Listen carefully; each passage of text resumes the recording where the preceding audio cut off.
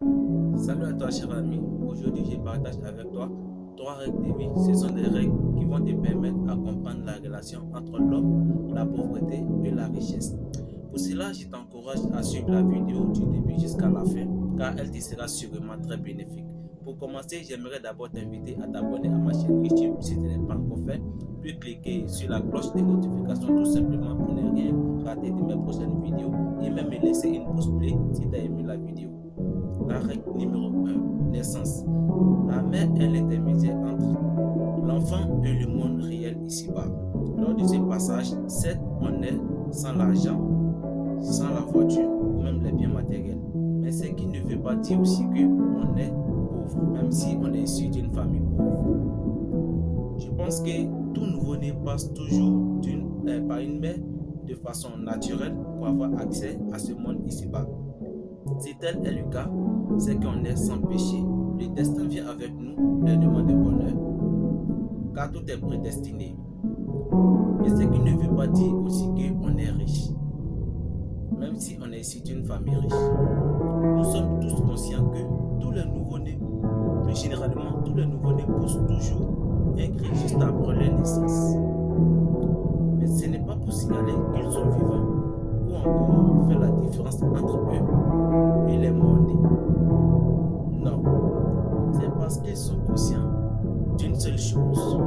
Et cette chose, c'est le changement du milieu. Car pour eux, ils sont conscients qu'ils ont quitté le paradis pour l'enfer. Et cet enfer, c'est le monde ici-bas. Car le nouveau-né voit plein de souffrances à travers le monde ici-bas, tels que les épreuves, les obstacles, la méchanceté, tout cet ensemble-là. Aussi conscient que son créateur lui a confié une mission qu'il doit réaliser après avoir grandi. Et pour la réaliser, il faut percer le mystère, puis marquer son nom dans les livres de l'histoire afin de s'en aller. Ici, cher ami, l'objectif c'est de savoir qu'on n'est ni riche ni pauvre, mais tout simplement humain. La règle numéro 2, acquérir. On apprend à devenir riche, mais c'est que l'école ne nous enseigne jamais. Car là-bas, tout est fondé sur la connaissance des livres. Pourtant, le monde d'aujourd'hui est saoulé par l'idée de la richesse. Tout le monde souhaiterait se voir riche un jour. Pour cela, nous nous forçons, nous nous donnons de la peine, nous nous obligeons à aboutir à un cercle que j'appellerai ici le cercle de la richesse. D'autres y arrivent à aboutir à ce cercle, par contre, d'autres n'y arrivent pas. Ceux qui n'y arrivent pas à aboutir à ce cercle ne sont pas forcément des fainéants ou des oisifs ou même des paresseux. Non. On dit souvent que la richesse appartient à Dieu. Si tel est vrai, pourquoi il y a des pauvres et des riches? Sommes-nous tous des créatures de Dieu? Si oui, alors je pense que on devait être tous pauvres ou bien tous riches. Mais ce qui n'est pas en réalité. Dieu, vous voyez, en fait, Dieu, il est très compatissant. Et quand ce sont ces questions que je me posais le plus de mon temps, parce que ça me causait tant de soucis. Et il fallait que je comprenne ces questions en fait. Et ça m'a mis du temps pour les comprendre. Dieu, qui est omniscient, omnipotent et omniprésent, en plus de tout ça, il est miséricordieux, qui encourage l'égalité et non l'inégalité. Je pense qu'il devait donner la richesse à tout le monde. Mais on dit, il donne à qui il veut. Cette phrase relève l'idée de l'inégalité, mais ce qui n'est pas en réalité. En fait, pour obtenir la richesse, il y a des principes et des obstacles. En ce qui concerne la pauvreté, il n'y a seulement que des principes et non pas d'obstacles.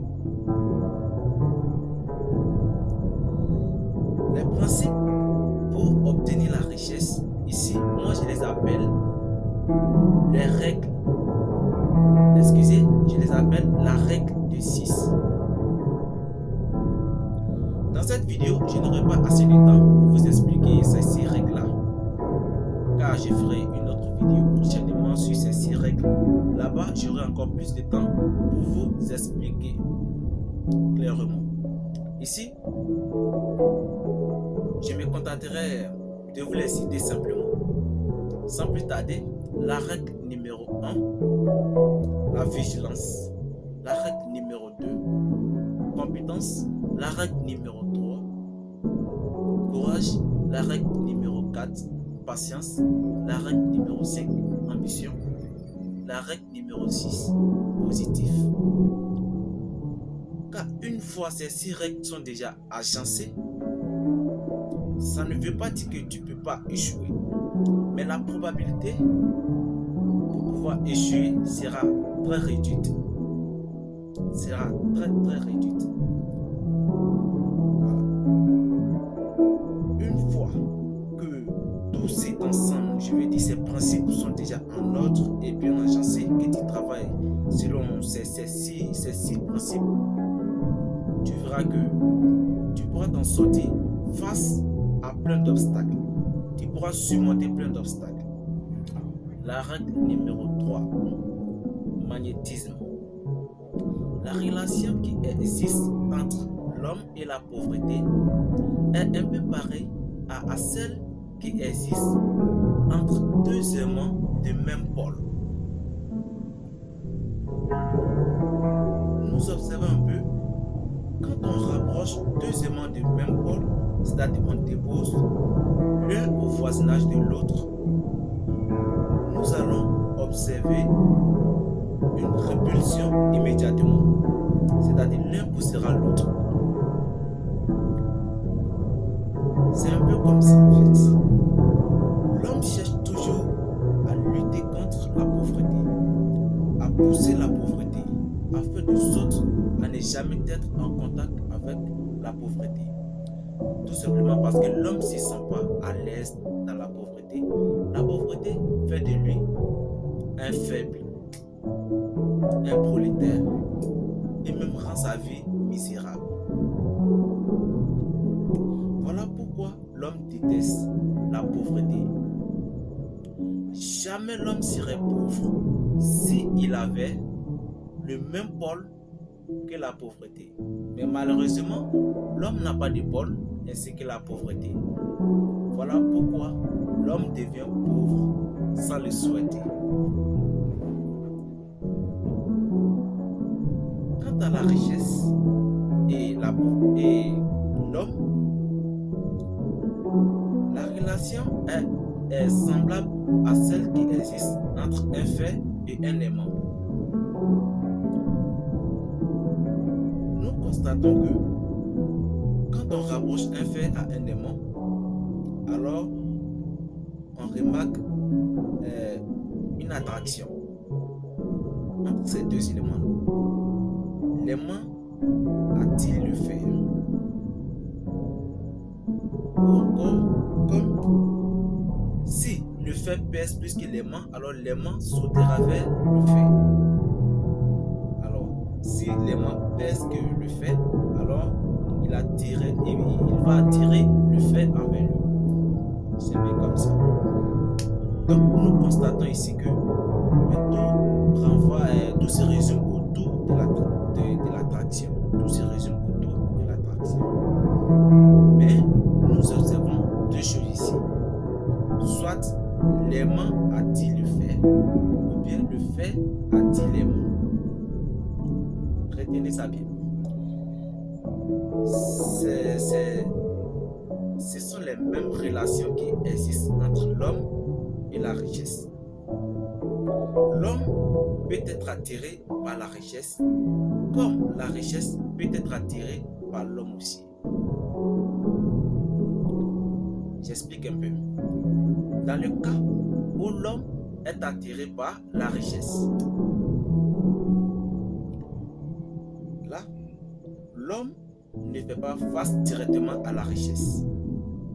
Il cherche d'abord, en premier lieu, à se former, soit dans les écoles, ou même aller faire l'apprentissage d'un métier, ou même aller dans un centre de formation de football, etc.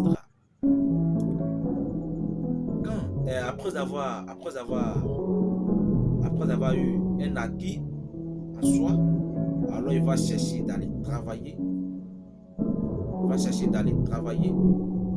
Afin de penser à l'argent, c'est-à-dire de chercher à s'amasser assez d'argent, voilà, à économiser tant d'argent et à se faire maintenant tant de biens, afin d'être s'appeler le riche. Vous voyez un peu, avant d'être s'appeler le riche. Tandis que dans le cas où l'homme attire la richesse, là, l'homme fait face directement à la richesse. Il ne pense pas au travail, il ne pense pas à se former, non. Il fait face directement à la richesse. Et là, l'homme est prêt à tout faire. Il est capable à faire de n'importe quoi pour obtenir la richesse. C'est-à-dire le seul problème dans sa tête ici, c'est la richesse pour lui. Il est prêt à n'importe quoi, à tout faire pour obtenir la richesse. Même s'il faut faire un sacrifice humain, alors il est prêt à le faire. Même s'il faut faire sur le sang humain, il est prêt à le faire. Soit en passant par un féticheur ou un marabout, etc. Vous voyez? Donc il est prêt à le faire. Il peut faire tout ça là, tout simplement pour obtenir la richesse. Il peut même encore aller plus loin, même troquer sa vie contre la richesse. C'est-à-dire, il donne une partie de sa vie au diable, puis le diable lui offre, le diable lui donne en retour la richesse. Et juste un petit conseil sur ce thème-là où l'homme attire la richesse envers lui. Là, c'est vrai, tu seras riche, tu auras tant de biens, des maisons, des voitures et plein d'autres choses. Mais en réalité, au plus profond de toi-même, tu ne seras pas à l'aise. Parce que tu viens de signer un pacte, soit avec le diable ou je ne sais quoi. C'est quelque chose qu'il ne maîtrise pas assez. Donc, voyez un peu. Mais je sais que tu vois déjà où je vais en venir. Tu peux être très riche, tu peux avoir des milliards dans ton compte, mais tu ne seras pas à l'aise avec toi-même. Tout le temps, il aura des dieux. Tu seras, c'est-à-dire, le diable va t'impliquer dans des bêtises, dans des choses inacceptables. Regardez un peu, j'ai vu un jeune, c'était un peu bizarre en fait. C'est un jeune et il était devenu fou en fait. Et c'est un jeune, il était hyper riche. C'était un brouteur. C'est ce jeune homme-là, c'est vraiment dit. Il était riche, je ne sais pas, il y avait combien dans son compte, je n'en sais rien. Mais il était riche. Un bon matin, on se réveille, le gars, il est fou. La folie lui a pris les dessus. Donc vous voyez un peu, nul ne sait la cause, lui c'est là-bas. Et là, peut-être le diable lui a demandé de faire soit quelque chose qu'il a refusé, soit il n'a pas pu le faire. Et peut-être le diable va ménager, on va menacer sa vie, pour verser sa vie comme ça. Tout tout à coup, dis-moi, un tel jeune homme qui était si riche et qui vient se retrouver en pleine journée dans la folie. Dites-moi, c'est bien qu'il a obtenu son argent qu'il a obtenu. Dites-moi, à quoi tout cela lui ont servi de bon? Rien. Toi, tu es déjà fou. Qu'est-ce que tu feras avec ces genres de choses encore? Ta maison, tes voitures, ton argent ne vont plus rien te dire, puisque la conscience n'est plus en bon état. C'est un peu comme ça. Juste un petit conseil pour vous, précisément, je dirais pour toi. Sincèrement dit, la richesse, tout le monde aime la richesse. Nul ne soulèvera sa main pour dire qu'il préfère la pauvreté par rapport à la richesse. Tout le monde apprécierait la richesse. Mais il est juste et clair de passer par un chemin plus clair pour obtenir sa richesse. Même si tu dois surmonter des obstacles, même si tu dois fournir tant d'efforts, donner toute ton énergie, alors je pense que ça